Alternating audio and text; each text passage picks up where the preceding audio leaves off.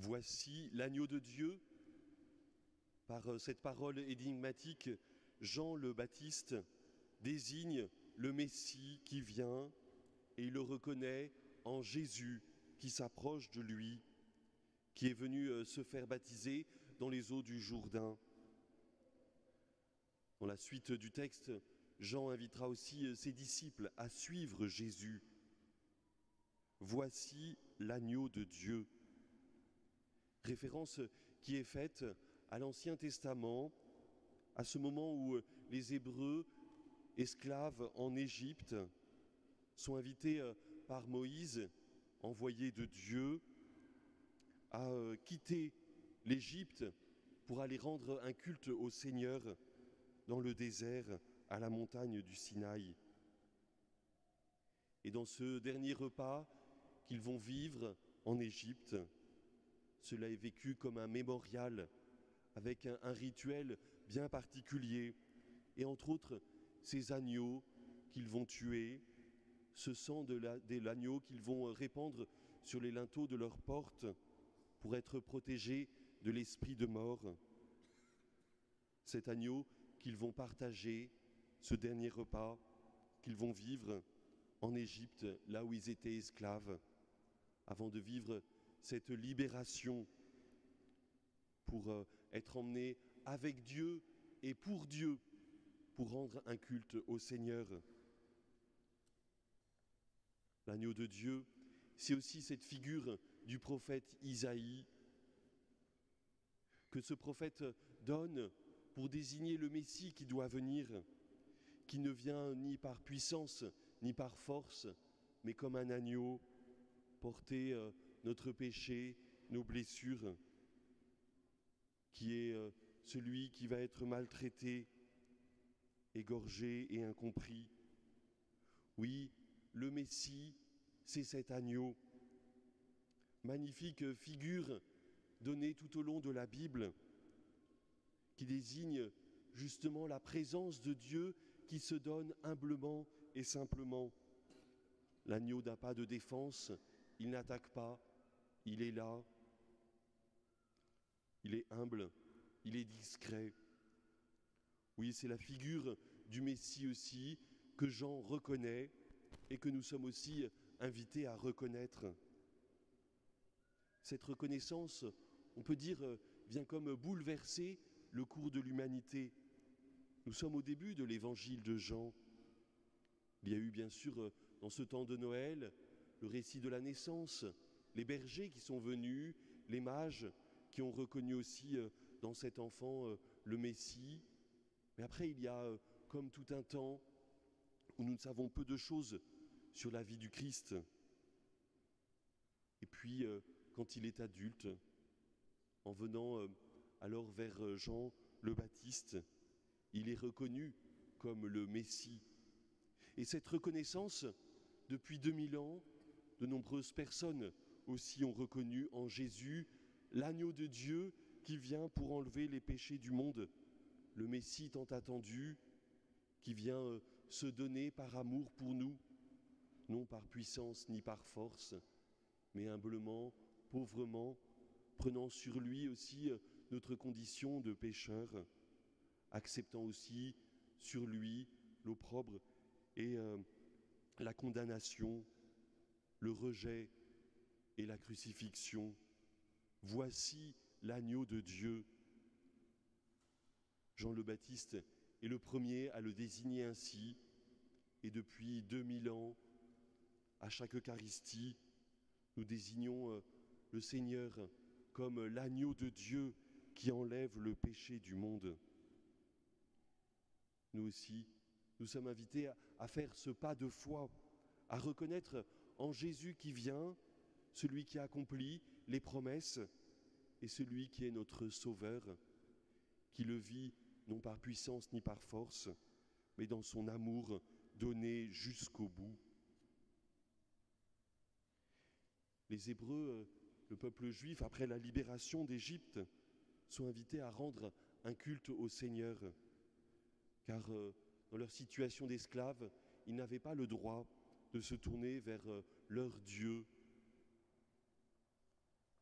La liberté qu'il gagne, c'est la liberté d'aimer le Seigneur et de lui rendre grâce, de le louer et de le bénir. La liberté qu'il gagne, c'est aussi de pouvoir se tourner les uns avec les autres vers cette réjouissance et cet accueil du Seigneur. Nous aussi, nous avons à entrer dans cette liberté des enfants de Dieu, liberté qui nous donne la possibilité de nous tourner vers le Seigneur, de lui rendre grâce, de le remercier et de nous accueillir aussi comme frères et sœurs. Jean était celui qui baptisait, un baptême de conversion, dans cette eau du Jourdain, invitant ses concitoyens, les Juifs, à se plonger dans cette eau pour demander au Seigneur d'ouvrir leur cœur à la venue du Messie. Jésus vit ce baptême aussi, se plongeant dans les eaux du Jourdain, à l'invitation de Jean, non parce qu'il a besoin d'ouvrir son cœur à la venue du Messie qu'il est lui-même, mais parce qu'il veut partager notre humanité et descendre avec nous dans nos enfermements, dans nos pauvretés, dans nos limites. Jésus vient partager notre condition de pécheur. Jésus veut vivre avec nous et pour nous. C'est de là qu'il nous appelle à grandir et à sortir. Et puis, il y a le baptême aussi que Jésus propose.